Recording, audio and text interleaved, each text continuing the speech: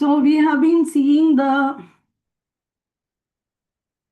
7th chapter, which is the beginning of Bhakti Yoga, where Krishna is explaining about his expansions and energies. And then he is telling how his energy is very, very difficult to overcome. And somebody can easily overcome by surrendering to Krishna. Now, who will surrender? Who will not surrender? He is giving two lists, four categories of people who will not surrender to Krishna, and four categories of people who will surrender to Krishna. This is what we have seen now. And in that four category who will surrender to Krishna, one kind of category is pure devotees, other three are they're also serving devotional service to Krishna. They're also Mahatmas, very great souls, because anybody who's engaging in devotional service is approaching Krishna. Simply one approaches Krishna instead of somebody else. Their attention is towards the Supreme Lord, then he is Mahatma, a great soul. Mahatma means great soul. But in that, people who is very dear to Krishna is the last category. That is a transcendental person who doesn't have any material desires or desires for his own self, either to cure, set right his distress, to take him out of the distress like Gajendra, or to want to just know about God like Parikshit, just Jignasu, who's very inquisitive about Krishna. These are all personal desires. Not knowing about Krishna, but just want to know what is transcendental, what is truth, this kind of thing. And the third is the one who is looking for money or wealth, like Durva. So Durva is the example for one who is seeking for wealth, and Gajendra is the example for one who is in the distress, and Parikshit is the example for one who is inquisitive, and four Kumaras and Sukadeva Goswami, they are directly, their Brahman realized, and they would like to, they are transcendental people. They don't have any requirement other than really search for God, really want to relate with the God, really want to know what God is, and they want to relate with the God. This is the overall idea of the transcendental people. So the fourth category is Jnani, is the one who is in search of real supreme personality of Godhead, not for any other purpose, but just they want to connect the Supreme, is the only aim for them. So among them, devotees is the best. That already Krishna declared, Yoginam api sarvesham, in the 6th chapter, last verse. Now, so that is the thing. Now, he is telling that who is dear to him, and after many lifetimes, a jnani will come to know Vasudeva Sarvamiti. Sa Mahatma Sudurlabha. They are all Mahatmas only, but there are rare kind of Mahatmas. One second, let me share the screen. Okay.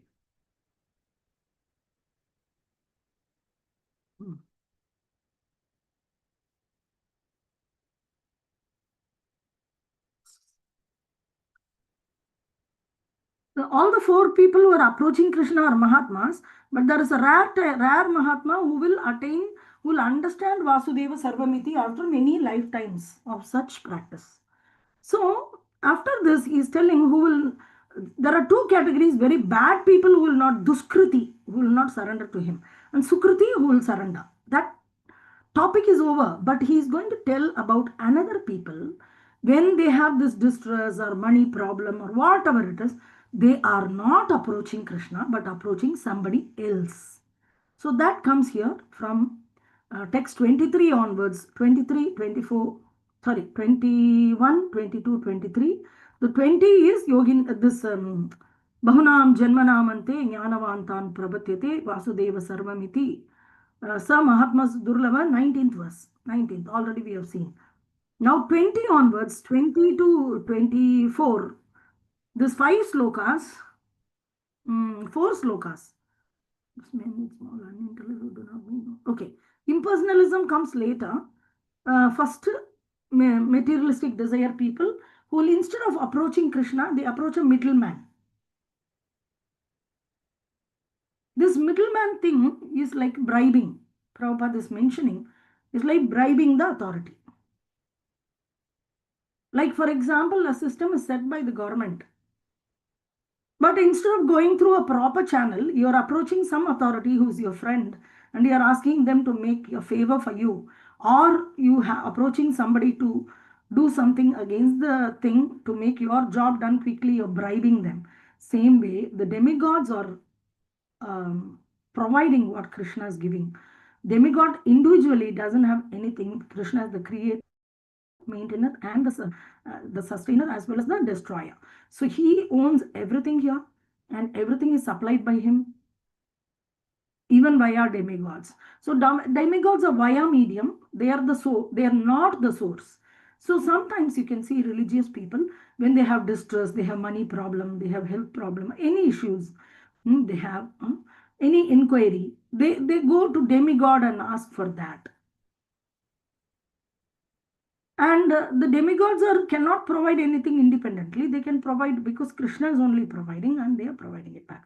So this is the concept which is from 20, 21, 22, 23. This 4 verse concentrate on demigod worship. First time we are coming across the demigod worship. Krishna is telling that those whose intelligence, read this thing, you can see this. Those whose intelligence, you're able to see the share screen, right? Yes, Mataji. Yes, Mataji. Okay, so those whose intelligence has been stolen by material desires, surrender to demigods,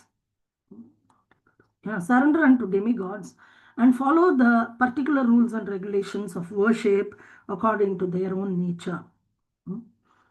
For Krishna worship, we say na niyame na kalaha, 24/7 into 365, and remaining in thought process of Krishna is called Krishna consciousness.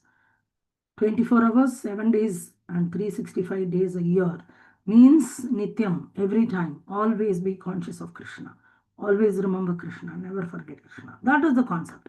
So the rules and regulation, even chanting, na niyame na kalaha, tatrarpida niyamitaha, smarane na kalaha. To even remember or to chant Krishna's names, there is no niyama, rules, or time. But of course, Pancharatriya Vidhi has rules, like if you are approaching temple deities or if you have deities, then. But otherwise, Bhagavad Vidhi of reading Bhagavad Gita, reading Bhagavatam, hearing, chanting, remembering, these things doesn't require any rules and regulations. But here you can see that those who are intelligence has been stolen by material desires surrender unto demigods and follow the particular rules and regulations of worship for the worship. But when you're related to somebody, it's not typically worship, it's conscious of Krishna, becoming conscious of your source. That is something different. So in India, especially Hindu community, they list Krishna as one of the demigods, and his worship is among. So they remember, they gradually dilute also. So on some Shivratri, they'll remember Shiva. On some Ganesh Chaturthi, they'll remember Ganesh. On Janmashtami, they'll be all Jai Krishna, and they're all Krishna. They don't know the discrimination between, and gradually it gets diluted because they dilute the affection and worship which has to be directed towards the Supreme Lord, and it has scattered around or diluted. Concentration and dilution, right? Concentrated something is there, pour water and make it very thinny and all that, then it is diluted. Same way, we can say scattered. The faith is scattered, or the affection, or even the worship, even if it's mechanical, it is shattered around in different places, and gradually it becomes so diluted. So on Janmashtami, Krishna is celebrated. On Ganesh Chaturthi, Ganesh is celebrated. And on Gandhi Jayanti, Gandhi is celebrated. On Independence Day, Bharat Mata, it's not Mata actually. Bharata is a Maharaja, is not feminine, is masculine. But anyway, in this way it gets diluted. So just no need to approach powerful people or people in position, put maska masala to them to approach a transcendental personality or Supreme Lord. If I have to approach Prabhupada, I'll just approach Prabhupada. Pray to Prabhupada directly. Prabhu, can you pray to Prabhupada for me? And the Prabhu will say, maybe, if you surrender unto me, maybe, like this. So you can directly approach Prabhupada. So the transcendental personalities, and because they are available, but it depends. See, you should not be a pain in the head, you should not be a headache for them. And you go to them and ask for material desire or what. Pure devotee will not appreciate it. But Krishna is telling, you approach me whatever you want, you approach only me and nobody else. Whatever, actually, it's better to approach Krishna without any desire. That is high class. Okay. Oh, then I have another desire, I'll approach demigod or some other. No, not like that. You don't ask for small, small things. Have a faith that Krishna will protect and provide. His job is to provide and protect. That is the only thing he's doing.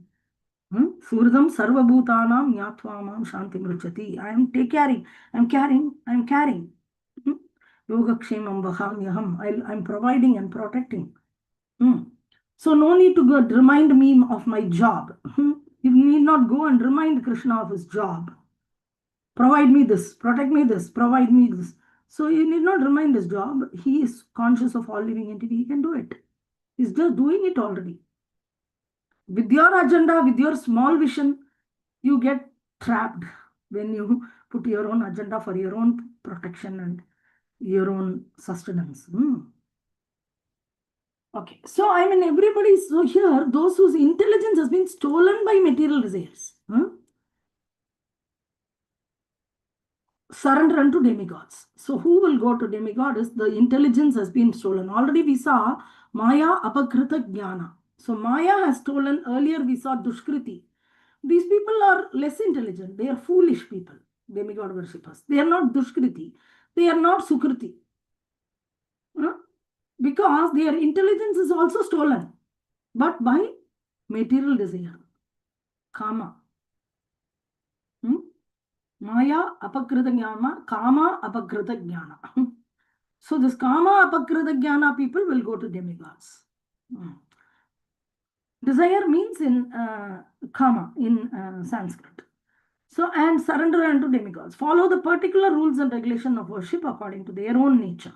Because some people, tamoguna people, rajoguna, will see the worship. Some people worship ghosts and goblins. Some people worship demigods. Some people worship. In demigod itself, there are many categories. You can see some people worshipping the snake gods and all, nagas and all. They know they're powerful than humans and they can grant certain things, and they approach that particular person based on their own, you can say, nature. Satuguna people, Brahmanas, they have certain worship of demigods, certain method also. Some people, very, very low class, like Chandalas also, they offer wine and all to some gods and they worship and all this. So anyway, all those people are less intelligent because their intelligence is already stolen by their material desire. Next, I am in everyone's heart as the super soul. As soon as one desire to worship some demigod, so I make his faith steady so that he can devote himself to that particular deity. But if somebody approaches a demigod, what does Krishna do? Anyway, they are not approaching Krishna.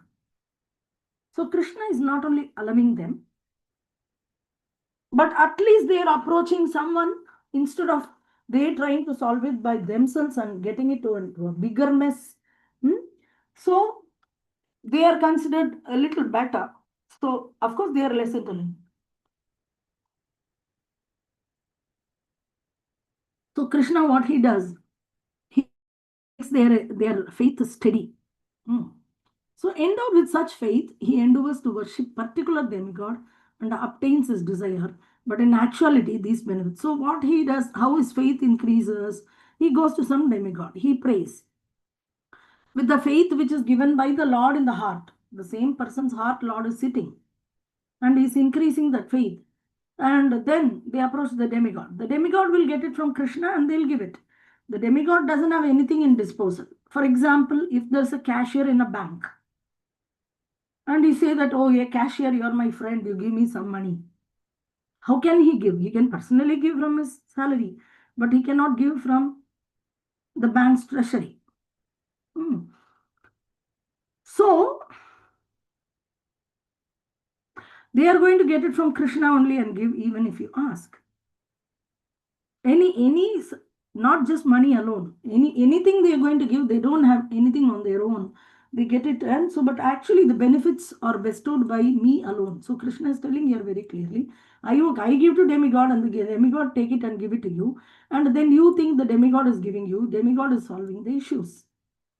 But actually, Krishna is only allowing them to do that. So men of small intelligence worship the demigods, and their fruits are limited and temporary. Those who worship the demigods go to the planets of the demigods. But my devotees ultimately reach my supreme planet. So worship demigods will end up in their planet because their consciousness, yam yam vapi smaran bhavam tyajatante kalevaram. Later we will see whose consciousness is fixed in what, they will attain that destination. Okay. So in today's session, I just would like you to read. There won't be a class I won't be taking. We'll have a discussion tomorrow in this 4 slokas about demigod worship. Okay. Right now, we'll just finish the reading portion. What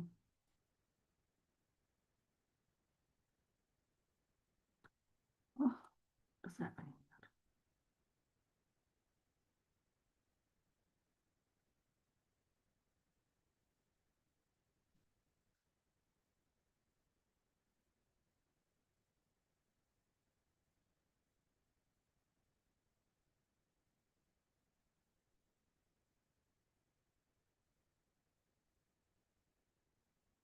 Okay, छोड़.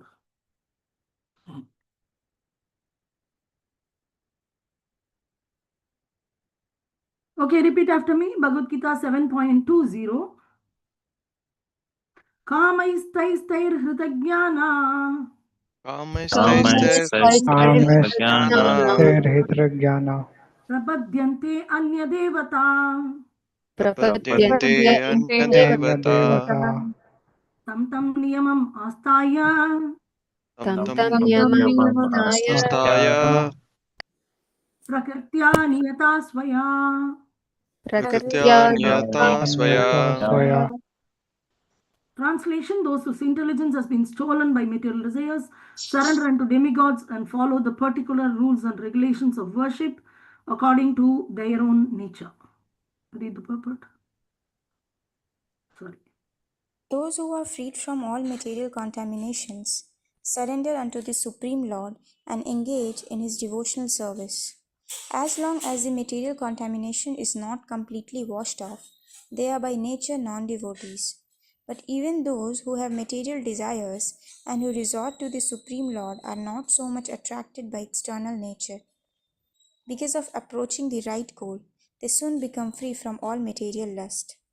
In the Srimad Bhagavatam, it is recommended that whether one is a pure devotee and is free from all material desires, or is full of material desires, or desires liberation from material contamination, he should in all cases surrender to Vasudeva and worship him, as stated in the Bhagavatam 2.3.10. Akama sarva kamo va moksha kama udaradhi tivrena bhakti yogena yajeta purusham param.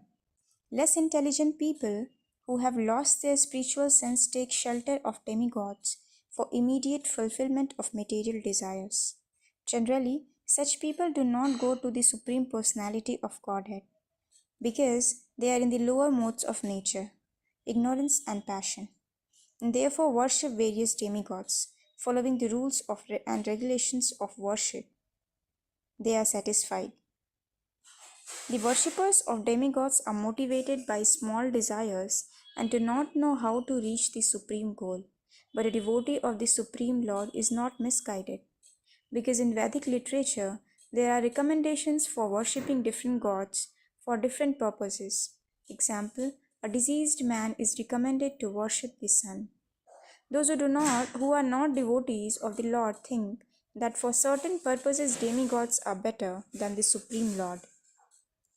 But a pure devotee knows that the Supreme Lord Krishna is the master of all.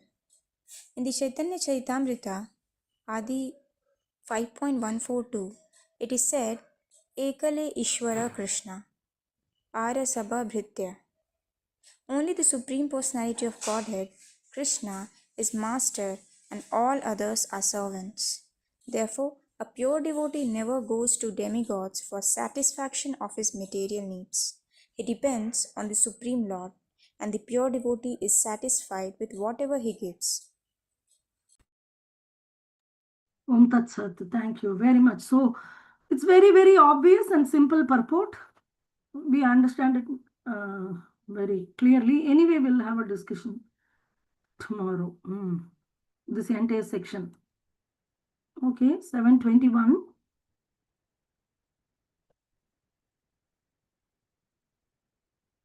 Srimad Bhagavad Gita 7.21. Okay. Yo yo yam tanum bhakta. Yo yam yam tanum bhakta Shraddhayarchitamicchati. Shratayarchitamicchati Chati Tasyai chalam shraddham. tasya chalam Shraddham Tam eva vidadamyaham. tam eva vidamyaham. vidadhamyaham. Translation: I'm in everyone's heart as the super soul. As soon as one desires to worship some demigod, I make his faith steady so that he can devote himself to that particular deity. It may be surprising for you that Krishna is making a person who is worshipping the one particular demigod, when he starts worshipping, then Krishna is sitting in the heart. He understands this guy is gone to the demigod, and immediately he is making that faith steady so that he can devote himself to that particular demigod. So this may be surprising for you. Let us see in the purport how Prabhupada explains that what is the reason for it. Because surrendering to authority is a good symptom, and because Krishna, he will come to know. There is a story which Prabhupada told about this thing. Very nice story. I would like to narrate it before we start reading this. Prabhupada said, lecture related to this.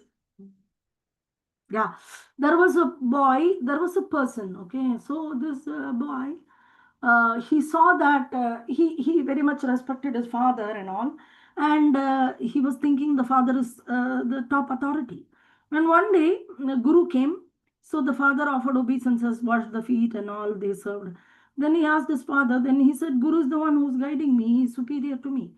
So he said, okay, I will go to Guru and I'll serve him. So he went to Guru and he started serving that person. No, one man, he was serving the king, correct. A person was serving the king.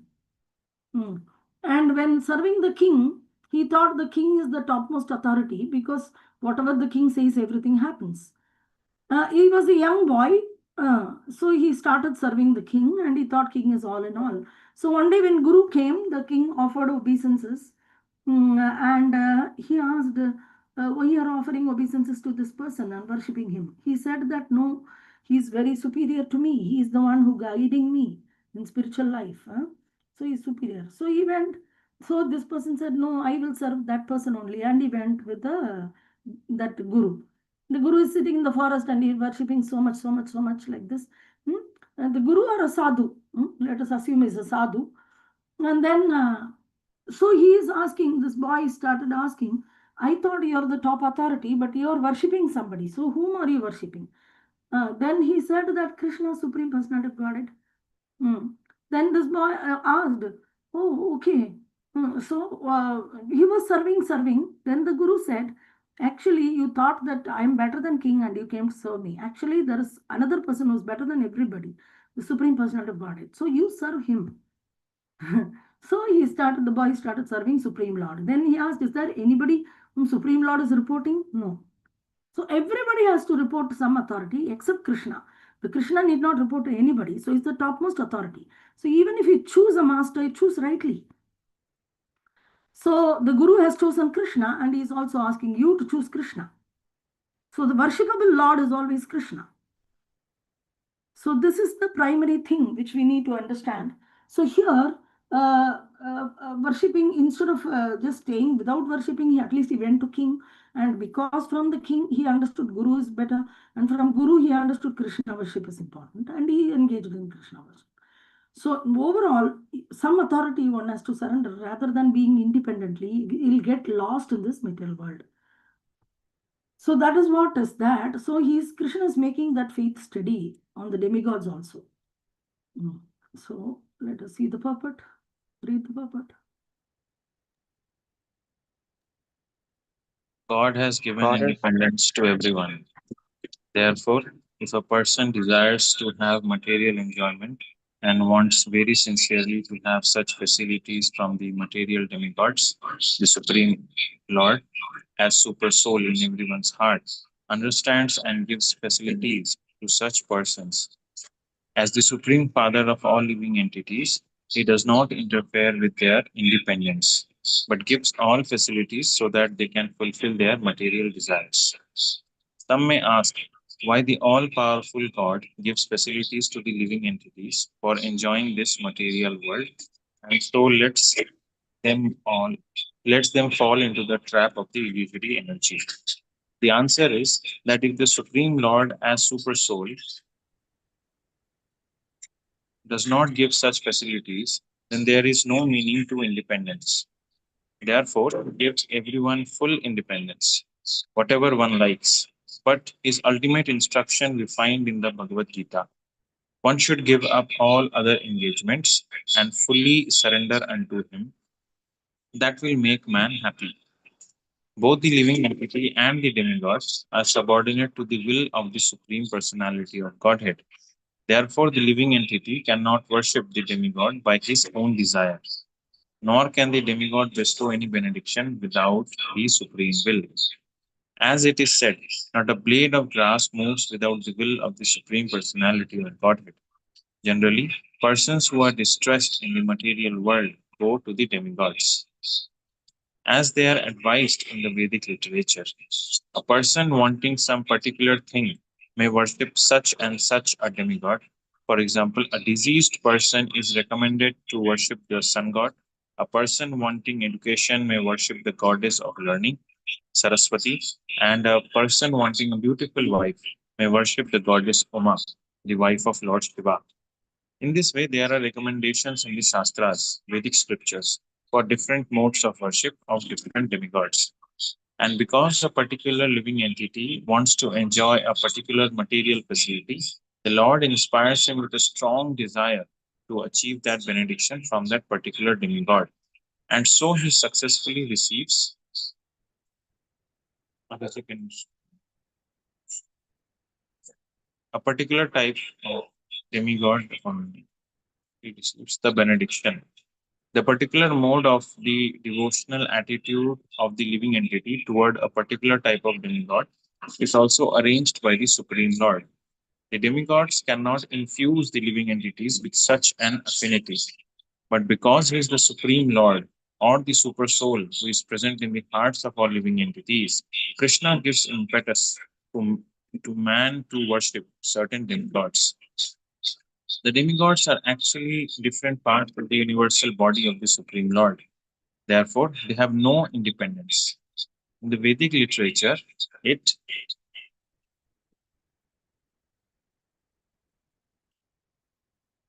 is stated the Supreme Personality of Godhead as Super Soul is also present within the heart of the demigod.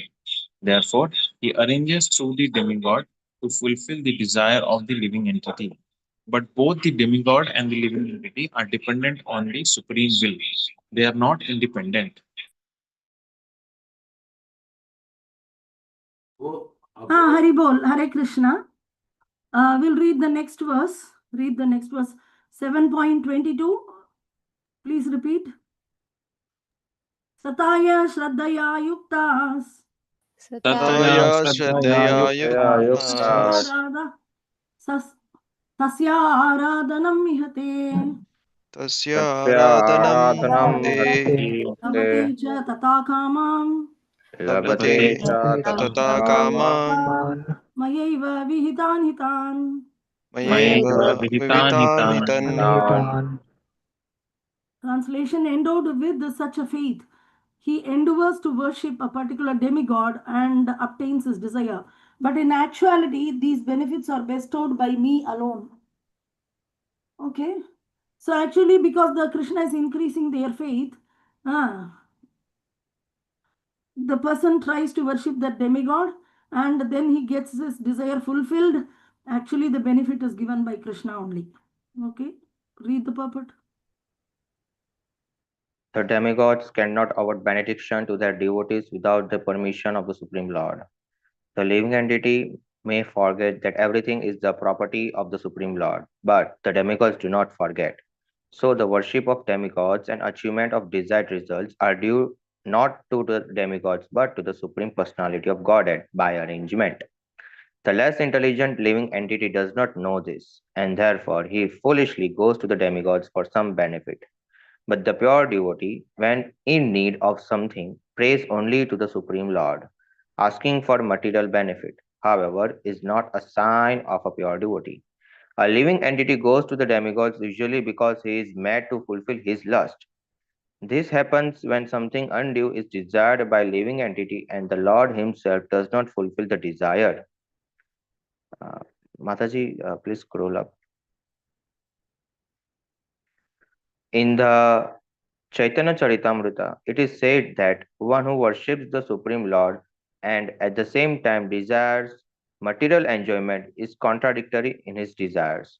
Devotional service to the Supreme Lord and the worship of a demigod cannot be on the same platform because worship of demigod is material and devotional service to the Supreme Lord is completely spiritual. For the living entity who desire to return to Godhead, material desires are impediments. A pure devotee of the Lord is therefore not awarded the material benefit desired by less. Mataji. A pure devotee of the Lord is therefore not awarded the material benefits desired by less intelligent living entities, who therefore prefer to worship demigods of the material world rather than engage in the devotional service of the Supreme Lord. Hare Krishna. Hari Bol, hold on. See.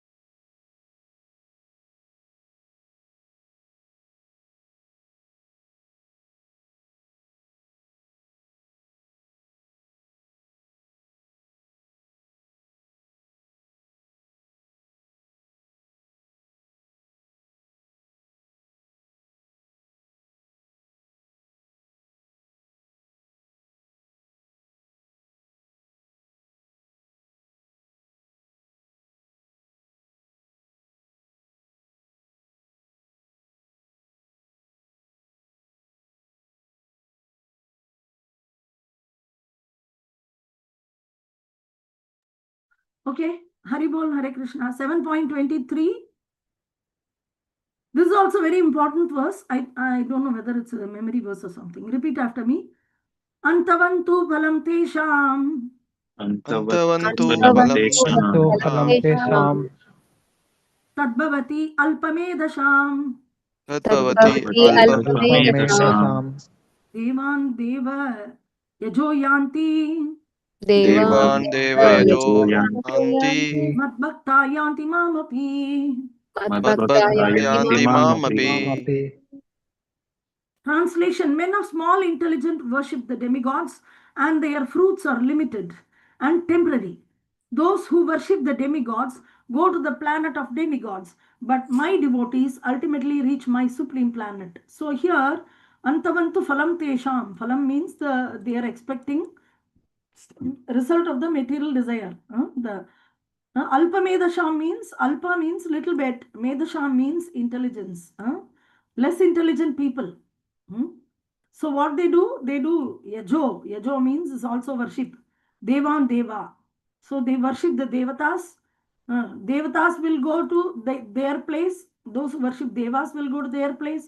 And Madbhakta means my devotee will come to me. Devatas persons will go to Devata and my people will come to me. That is what Krishna is telling here. Their fruits are limited. They have limited fruits. Perishable. Antavanta tu phalam tesham. Antavantu phalam tesham means perishable fruit, temporary fruits. Demigods can give only temporary results. Okay, read the purport.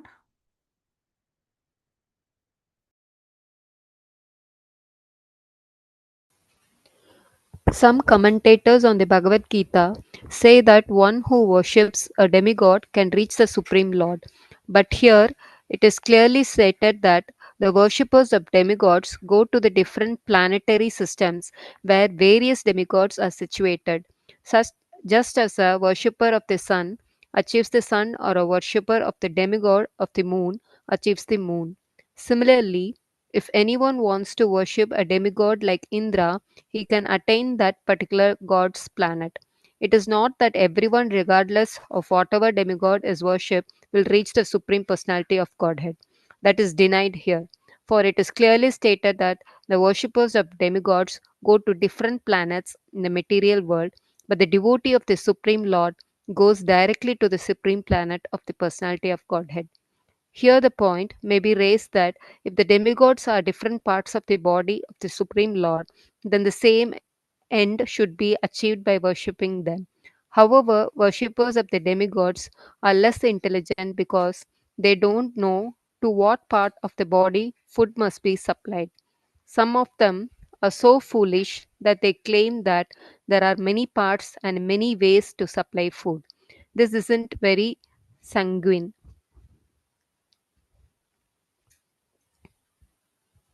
Can anyone supply food to the body through the ears or eyes? They do not know that these demigods are different parts of the universal body of the Supreme Lord, and in their ignorance, they believe that each and every demigod is a separate god and a competitor of the Supreme Lord. Not only are the demigods parts of the Supreme Lord, but ordinary living entities are also. In the Srimad Bhagavatam, it is stated that Brahmanas are the head of the Supreme Lord, the Kshatriyas are his arms, the Vaishyas are his waist. Mataji, can you scroll down, please?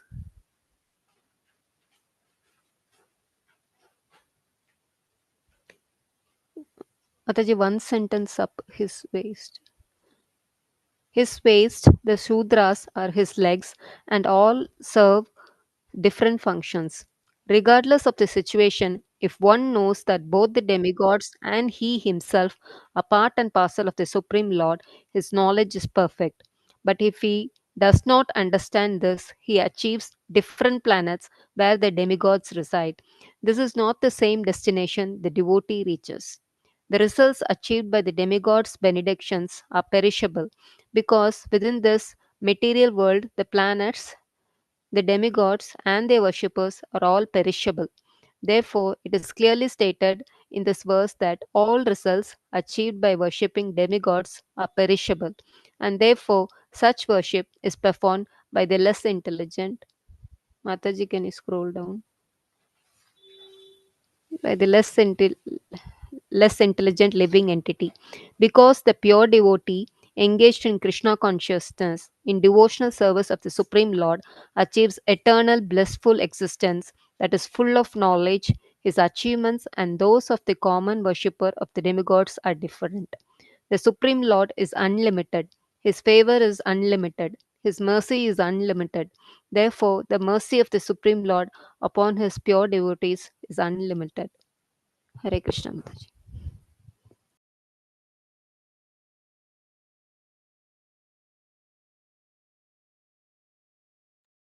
Hare Krishna. Thank you very much. Now, the last verse related, I don't know whether that's...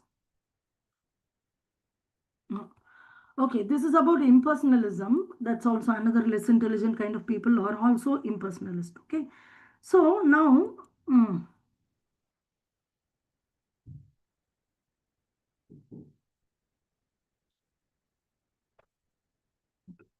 so maybe a little bit explanation I'll give, and or we can have a discussion now.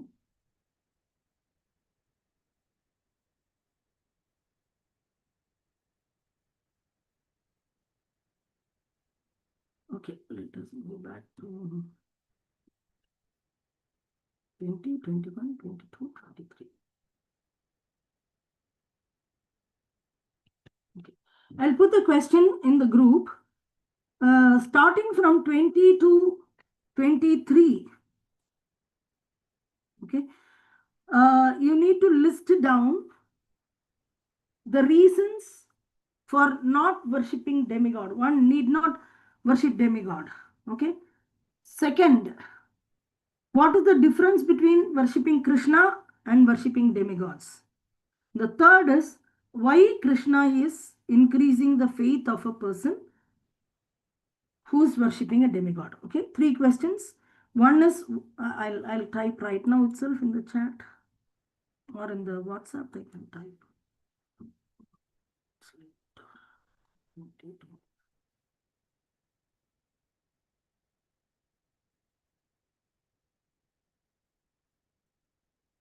So I'm typing the question in WhatsApp and the chat. Right now I'll put you in the breakout room. You go there. And what are the 3 questions which you need to answer? One is, anybody, what is the first question?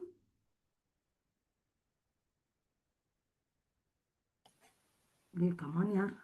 Sleepy What heads. is the difference between worshipping demigod and Krishna? No, दूसरा second, Baba. Second, No, First demigod. why one should is we worship demigod? why should not be? Why Why we should should not? not worship? Why should we Sorry. not worship demigod? Yes.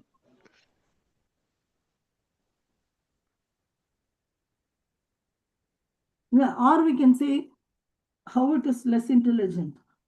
We can say, okay, we can combine first and second question as you said. What is the difference? What is the difference between worshipping demigods and Krishna? Krishna,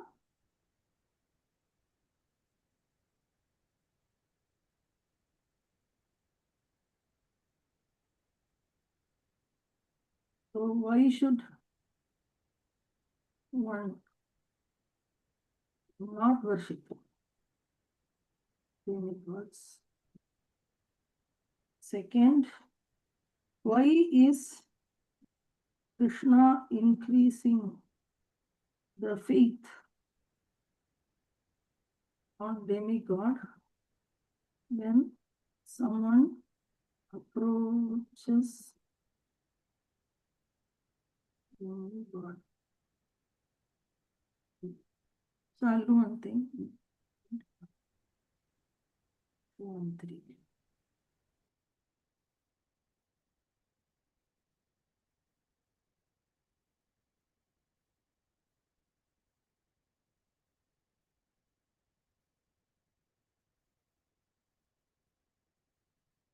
So Bhagavad Gita, chapter 7, text 20 to 23. 4 verses.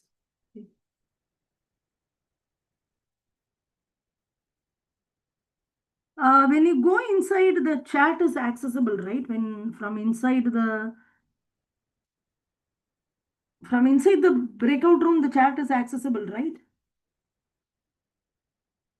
I think so. Okay. Yes, Mataji, but I don't know if it comes to the main chat, but it is. Oh, No, inside the We- breakout main chat is this not Visible is accessible. visible. is visible. Then what? Then if I'm outside, you can chat something also. Okay, anyway. Uh, I'll do the breakout room. All of you discuss because I have very important meeting to attend with some senior devotee. So I have to call them immediately. So all of you discuss this and presentation we can do tomorrow. And points make it today. This won't be a discussion anymore tomorrow. Okay. Only the points will be discussed. You can do the presentation tomorrow. 2, 3. Jayalakshmi, Navant, Jagannath.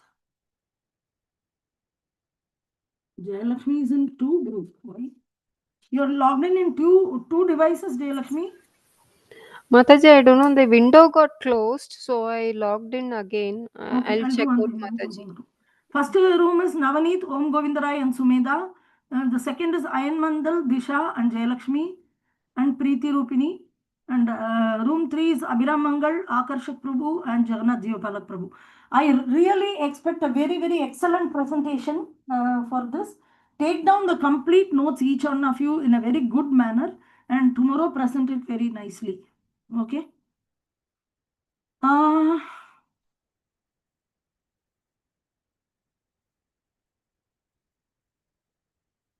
Options. Um,